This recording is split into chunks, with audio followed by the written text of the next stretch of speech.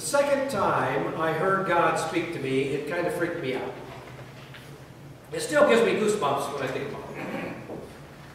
I was driving in the car, and I had just been to EYE, which is the Episcopal Youth Event. And I was one of the adult sponsors, and I took a bunch of kids from western Nebraska to Laramie, Wyoming in the summer of 2002 for this huge, at least by Episcopal standards, this huge youth event. And to tell you the truth, I really didn't want to go all that bad. Right? Jill and I were getting ready to adopt Leah that year, and I was discerning the call to the priesthood, and if that happened, it was going to involve selling our house and moving to God only knows where. And we were plenty busy. But I was the youth group leader at our church, and I loved our kids, and so I was wrestling with this. And I just kept getting this nagging feeling, this intuition, that if I went, I was going to meet somebody who was going to be really important to me in my life. Like God had somebody for me to meet there. So while that wasn't the only reason that I went, it definitely was one thing that was on my mind as we packed up and we made our way to Laramie and the University of Wyoming campus with a van full of hormonal and sugar-crazed teenagers. Well, EYE is a week-long event, right? And it really is a wonderful thing that the church does for our kids. It really is. I wish we could do it every year. They do it every 3 years, and at least that way, every child in high school gets a chance to go once during their career. But it's really an unbelievable thing. But so anyway, all week, when I started the day and when I ended the day, I would pray, and I prayed to God to reveal this person whom I'm supposed to meet. And I'm not even sure what I'm expecting to hear or to receive from this person, but I am pretty clear that God has some kind of crazy plan for me to meet somebody. All right. Well, the week goes on, and it's an amazing conference. It's an unbelievable deal. And if you've ever been to something like this, you know it really doesn't matter that they put it on for the kids. Just being with those kids as they worship and they learn and seeing their faiths come alive is transformative for adults as well as for kids. It really is a wonderful. But then it was Friday, and the week was over, and I dragged my exhausted little old self back home, and I dropped the kids and the other sponsors off at their designated meeting points, and I get back into my car, and I head to my house. And in the quiet of that moment, and at the very end of that trip, I prayed this little prayer in the car, thanking God for a wonderful and safe and really cool week with the kids. But then, because I just couldn't leave it alone, I kind of looked up and I said, I thought I was supposed to meet somebody that you wanted me to meet. Someone who was going to change my life. I didn't meet that person, did I? Who was I supposed to meet? And that's when God spoke to me for the second time in my life. And here's what God said. It was me. I wanted you to meet me. Still is me.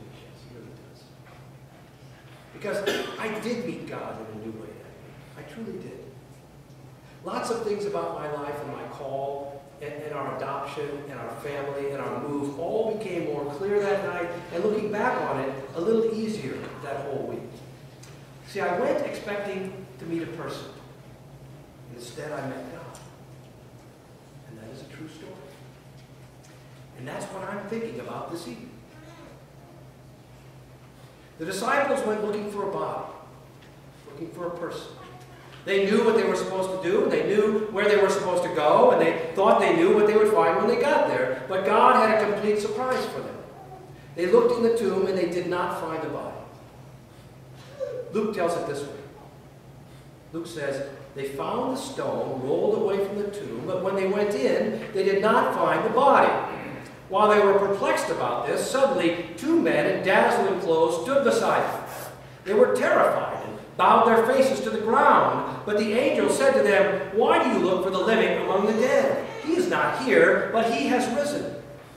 Remember how he told you when he was still in Galilee that the Son of Man must be handed over to sinners and be crucified, and on the 3rd day rise again?" Then they remembered his words. And returning from the tomb, they told all this to the 11 and to all the rest. And that was enough for those women's disciples. They got it. The light went on for them in that moment. They didn't need any more convincing. But not so with the rest of the disciples.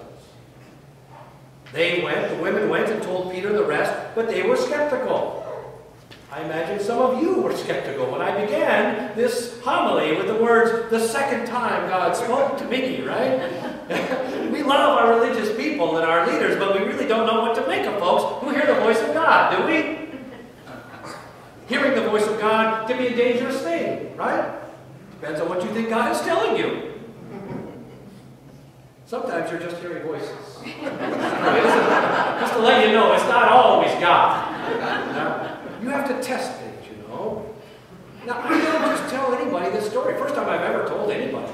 I think I told one other person that story. Because people judge you. People judge you when you tell them that you've heard the voice of God. But I know that I'm not alone.